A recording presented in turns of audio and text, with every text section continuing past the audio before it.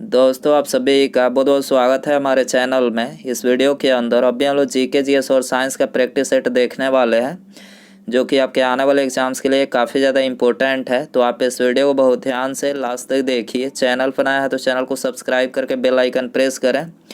और ये total 40 question है। आप इनमें से कितने क्वेश्चन सही कर पाते हैं अपना स्कोर कमेंट बॉक्स में बता सकते हैं।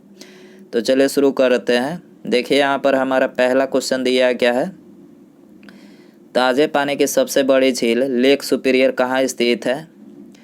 तो देखिए करेक्ट आंसर ऑप्शन ए हो जाएगा। संयुक्त राज्य अमेरिका में जो है ये ताज़े पानी की सबसे बड़ी झील लेक सुपीरियर स्थित है।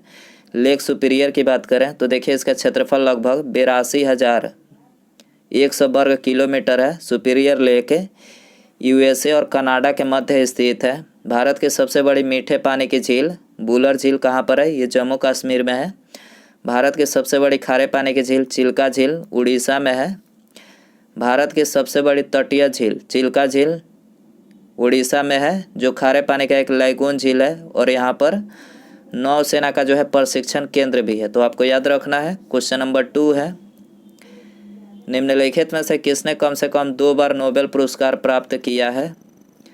तो करेक्ट आंसर बी हो जाएगा। मैडम क्यूरी ने ये कम से कम 2 बार जो है नोबेल पुरस्कार इन्होंने प्राप्त किया है। मैडम क्यूरी और उनके पति पियरे क्यूरी के साथ संयुक्त रूप से वर्ष 1903 में भौतिकी क्षेत्र में इनको नोबेल पुरस्कार मिला, तथा दूसरी बार 1911 में मैडम क्यूरी रसायन के क्षेत्र में रेडियम और पोलोनियम की खोज के लिए जो इनको नोबेल पुरस्कार दिया गया था। 2 बार दिया जा चुका है, पहली बार 1903 में और दूसरी बार जो है 1911 में। तो याद रखना है आपको। क्वेश्चन नंबर 3 है, सविनय अवज्ञा आंदोलन में गांधी जी के बाद सत्याग्रह का नेतृत्व किसने की थी। गांधी जी के बाद सविनय अवज्ञा आंदोलन में, तो करेक्ट आंसर डी हो जाएगा, सरोजनी नायडू ने किया था। अगला क्वेश्चन नंबर 4 है, 57वां ज्ञानपीठ पुरस्कार 2022 निम्नलिखित में से किसे प्रदान किया गया है। तो करेक्ट आंसर डी हो जाएगा, दामोदर मावजो। ठीक है, दामोदर मावजो को जो है 57वां ज्ञानपीठ पुरस्कार 2022 से सम्मानित किया गया है। अगला क्वेश्चन है, भारतीय संविधान में संसद के दोनों सदनों की संयुक्त बैठक का प्रावधान किस देश के संविधान से प्रेरित है। तो करेक्ट आंसर ऑप्शन ए हो जाएगा, ऑस्ट्रेलिया से। ठीक है, भारतीय संविधान में संसद के दोनों सदनों की संयुक्त बैठक का जो प्रावधान है ये ऑस्ट्रेलिया से प्रेरित है। ठीक है, संसद के संयुक्त अधिवेशन की अध्यक्षता किसके द्वारा किया जाता है, लोकसभा के अध्यक्ष के द्वारा। संविधान के अनुच्छेद 108 में जो इसका वर्णन किया गया है। इसके अलावा भारतीय संविधान के प्रमुख स्रोत यहाँ पर लिखे हैं। ऑस्ट्रेलिया की बात करें तो ऑस्ट्रेलिया से समवर्ती सूची और संयुक्त अधिवेशन लिया गया है। अमेरिका की बात करें तो देखिए अमेरिका से मूल अधिकार, संविधान की सर्वोच्चता, राष्ट्रपति पर महाभियोग और वित्तीय आपात, ये सभी अमेरिका से लिया गया है। रूस से मौलिक कर्तव्य लिया गया और ब्रिटेन से विधि का शासन और एकल नागरिकता, ये ब्रिटेन से लिया गया, आपको याद रखना है। क्वेश्चन नंबर 6 है, भारत में उगाई जाने वाली अधिकतर कॉफ़ी की किस्म है। तो अधिकतर जो कॉफ़ी की किस्म है वो है अरेबिका। अरेबिका ये सबसे अधिकतर कॉफ़ी की किस्म उगाई जाती है भारत में, सी हो जाएगा। क्वेश्चन नंबर 7 है, किस योजना के अंतर्गत सरकार ने वह कृषि नीति बनाई जिसने हरित क्रांति का जन्म दिया।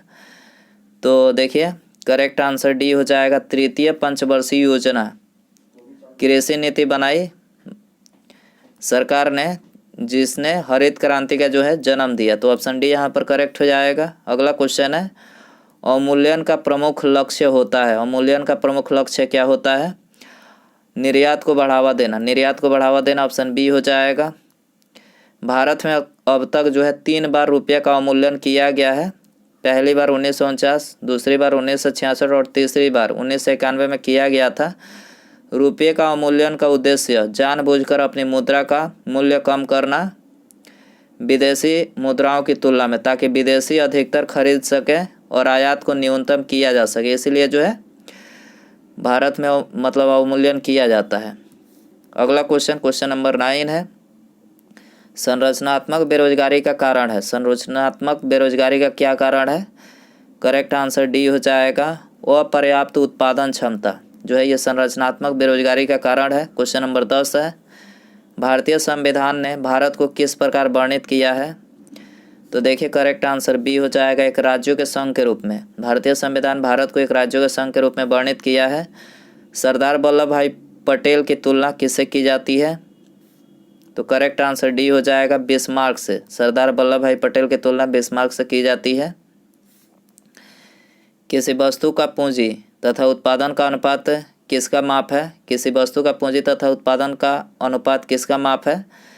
करेक्ट आंसर बी हो जाएगा, उत्पादन की प्रति इकाई में निविष्ट पूंजी राशि का अनुपात है। ठीक है, बी हो जाएगा। मौलिक अधिकारों को लागू करने के लिए रिट जारी की जाती है। तो देखिए करेक्ट आंसर सी हो जाएगा, उच्चतम न्यायालय के द्वारा। ठीक है, मौलिक अधिकारों को लागू करने के लिए जो रिट जारी की जाती है उच्चतम न्यायालय के द्वारा। मौलिक अधिकार के हनन होने पर उच्च न्यायालय एवं उच्चतम न्यायालय रिट जारी कर सकते हैं। उच्च न्यायालय मौलिक अधिकार के साथ अन्य प्रयोजनों के लिए अनुच्छेद 226 के अधीन 5 प्रकार के रिट जो है जारी कर सकता है, तथा उच्चतम न्यायालय केवल अनुच्छेद 32 के अधीन संवैधानिक उपचार के भाग 3 तक सीमित है। अर्थात मौलिक अधिकार के हनन होने पर उच्चतम न्यायालय 5 प्रकार के जो है रिट जारी कर सकते हैं। तो याद रखना है आपको। अगला क्वेश्चन देखते हैं, क्वेश्चन नंबर 14 है, भारतीय अक्षय ऊर्जा दिवस या नवीकरणीय ऊर्जा दिवस प्रत्येक वर्ष की स्थिति को मनाया जाता है। भारतीय अक्षय ऊर्जा दिवस तथा नवीकरणीय ऊर्जा दिवस प्रत्येक वर्ष की स्थिति को मनाया जाता है। करेक्ट आंसर डी हो जाएगा, 20 अगस्त को मनाया जाता है। अगला क्वेश्चन, क्वेश्चन नंबर 15 है, गांधी इन चंपारण पुस्तक के लेखक कौन है?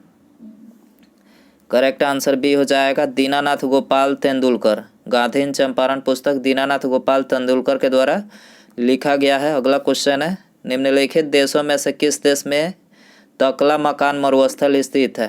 तकला मकान मरुस्थल कहाँ पर है?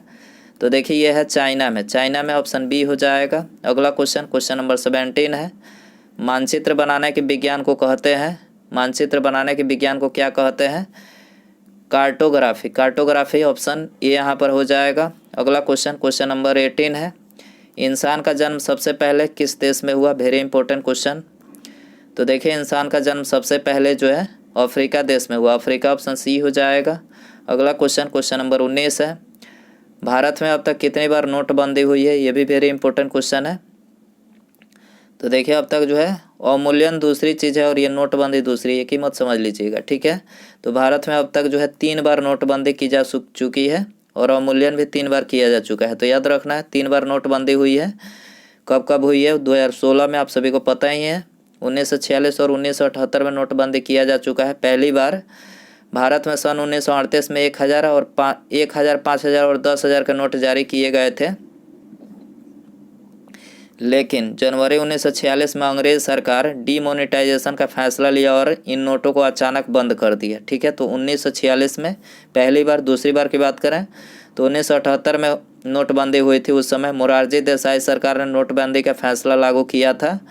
उस दौरान भी 1000, 5000 और 10,000 रुपये के नोट बंद किए गए थे। और तीसरी बार नोटबंदी आप सभी को पता ही है 8 नवंबर 2016 को हुई थी। प्रधानमंत्री श्री नरेंद्र मोदी जी ने इस दौरान 500 और 1000 रुपये के नोट बंद किया था। प्रधानमंत्री नरेंद्र मोदी ने रात 8 बजे टेलीविज़न पर ऐलान कर दिया कि 500 और 1000 रुपये के जो नोट हैं आज के बाद नहीं चलेंगे। तो आपको याद रखना है 3 बार नोटबंदी हुई है अपने देश भारत में अब तक।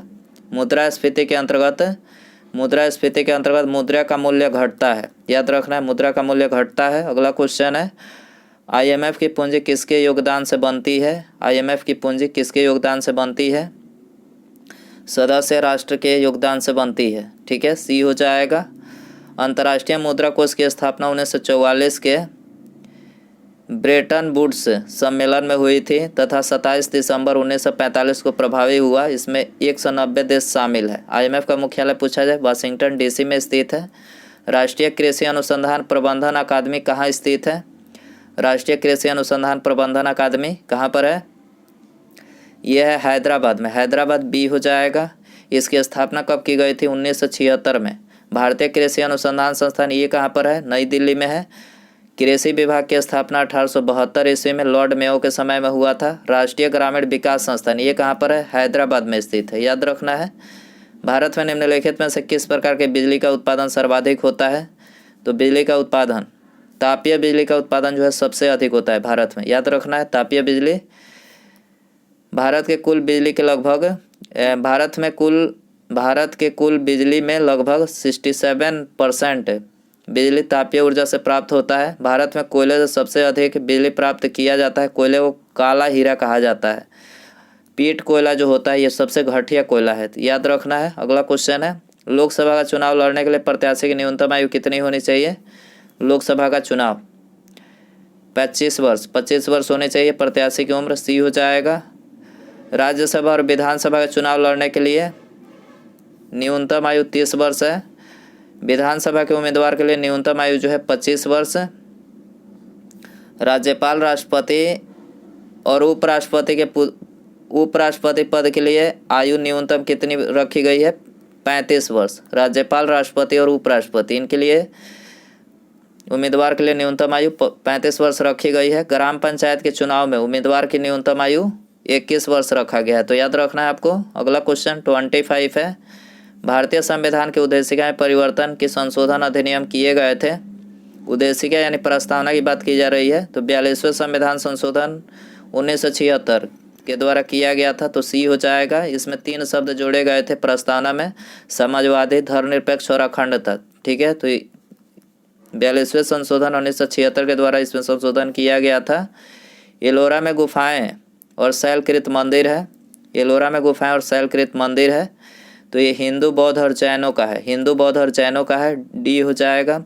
दोस्तों वीडियो पसंद आ रहा है तो प्लीज़ वीडियो को लाइक जरूर कर दें। दोस्तों चैनल पर नया है तो चैनल को सब्सक्राइब करके बेल आइकन प्रेस करें, ठीक है। अगला क्वेश्चन है, अकबर के दरबार में सबसे प्रसिद्ध संगीतकार तानसेन का मूल नाम था। तानसेन का मूल नाम बताना है इसमें, तो करेक्ट आंसर सी हो जाएगा, रामतनु पांडे। रामतनु पांडे तानसेन का मूल नाम था। 1857 के विद्रोह के दौरान भारत का गवर्नर जनरल कौन था? तो देखिए उस समय जो भारत का गवर्नर जनरल था वो था Lord Canning. Lord Canning, B हो जाएगा। लॉर्ड कैनिंग भारत के प्रथम वायसराय भी थे, ठीक है। लॉर्ड कैनिंग जो थे ये भारत के प्रथम वायसराय भी थे। 1857 के विद्रोह के समय ब्रिटेन का प्रधानमंत्री विस्कॉट पाम स्टर्न था, याद रखना है। 10 मई सन 1857 को मेरठ से सैनिकों ने विद्रोह किया, जिसे भारत का प्रथम स्वतंत्रता संग्राम माना जाता है, याद रखना है। महात्मा बुद्ध किस वंश से संबंधित थे? तो करेक्ट आंसर सी हो जाएगा, शाक्य वंश से। महात्मा बुद्ध शाक्य वंश से संबंधित थे। निम्नलिखित में से किसको सूर्य की ऊर्ध्वाधर किरणें कभी भी नहीं मिलेगी? सूर्य की ऊर्ध्वाधर किरणें किसको नहीं मिलेगी? कभी नहीं मिलेगी, श्रीनगर को नहीं मिलेगी, ठीक है। डी हो जाए, क्यों नहीं मिलेगी? देखिए सूर्य की ऊर्ध्वाधर किरणें उन्हीं स्थानों या क्षेत्रों को मिलती है जिसकी स्थिति ग्लोब पर 23.5 डिग्री नॉर्थ से 23.5 डिग्री साउथ अक्षांशों के बीच होती है, उन्हीं को मिलती है। और श्रीनगर 23.5 डिग्री नॉर्थ अक्षांश के उत्तर में स्थित है, जिसके कारण उसे ऊर्ध्वाधर किरणें प्राप्त नहीं हो सकती है। श्रीनगर कहाँ पर है? झेलम नदी के किनारे अवस्थित है, याद रखना है। निम्नलिखित में से कौन सा संसाधन अजैव और नवीकरणीय है? अजैव और नवीकरणीय कौन सा संसाधन है? जल है, जल, सी हो जाएगा। अगला क्वेश्चन है, भारत की किस नदी को वृद्धगंगा कहा जाता है? करेक्ट आंसर बी हो जाएगा, गोदावरी नदी को जो है वृद्धगंगा कहा जाता है। अगला क्वेश्चन है, अंडमान द्वीप समूह और निकोबार द्वीप समूह निम्नलिखित में से किसके द्वारा एक दूसरे से अलग किए गए हैं? तो अंडमान और निकोबार द्वीप समूह जो है ये 10 डिग्री चैनल से पृथक किए गए हैं, ऑप्शन ए हो जाएगा। अगला क्वेश्चन है, कंप्यूटर के लिए आईसी चिप आमतौर पर बनाए जाते हैं, किसके बनाए जाते हैं? सिलिकॉन के बनाए जाते हैं, बी हो जाएगा। मार्च 2022 में जमशेदपुर में आयोजित सैफ अंडर-18 महिला फुटबॉल चैंपियनशिप किसने जीता है? तो करेक्ट आंसर बी हो जाएगा, भारत ने, ठीक है। मार्च 2022 में जमशेदपुर में आयोजित सैफ अंडर-18 महिला फुटबॉल चैंपियनशिप किसने? भारत ने जीता है। मार्च 2022 में किसे एबेल पुरस्कार 2022 दिया गया है? एबेल पुरस्कार 2022 तो ये दिया गया है डेविड पार्नेल सुलिवन को। डेविड पार्लेन सुलिवन को दिया गया है, सी हो जाएगा। पंचायती राज सम्मिलित किया गया है, पंचायती राज सम्मिलित किया गया है राज्य सूची में, राज्य सूची में किया गया है, बी हो जाएगा। पृथ्वी के वायुमंडल की कौन सी परत रेडियो तरंगों को पृथ्वी के पृष्ठ पर परावर्तित करती है? पृथ्वी के वायुमंडल की कौन सी परत रेडियो तरंगों को पृथ्वी के पृष्ठ पर परिवर्तित करती है? तो यह है ion Mandal, ion Mandal option A हो जाएगा। क्वेश्चन नंबर 39 है, पेट्रोल से लगी आग को बुझाने के लिए जल प्रभावी नहीं होता है, क्योंकि? तो देखिए क्योंकि पेट्रोल जो होता है, पेट्रोल जल के ऊपर ही रहता है, इसीलिए उसको बुझाने के लिए जो है जल प्रभावी नहीं होता है। ऑप्शन डी यहाँ पर देखिए दिया गया है, करेक्ट हो जाएगा। जल और पेट्रोल एक दूसरे में अमिश्रणीय है और पेट्रोल ऊपरी परत पर बनता है अतः जलता रहता है, ठीक है। इसी कारण से जो है इस जल प्रभावी नहीं है पेट्रोल को बुझाने के लिए। गैस के गुब्बारों में हाइड्रोजन गैस की जगह हीलियम गैस का प्रयोग किया जाता है, क्योंकि यह अदाह है, इसलिए जो है गैस के गुब्बारों में हाइड्रोजन गैस की जगह हीलियम गैस का उपयोग किया जाता है, तो सी हो जाएगा।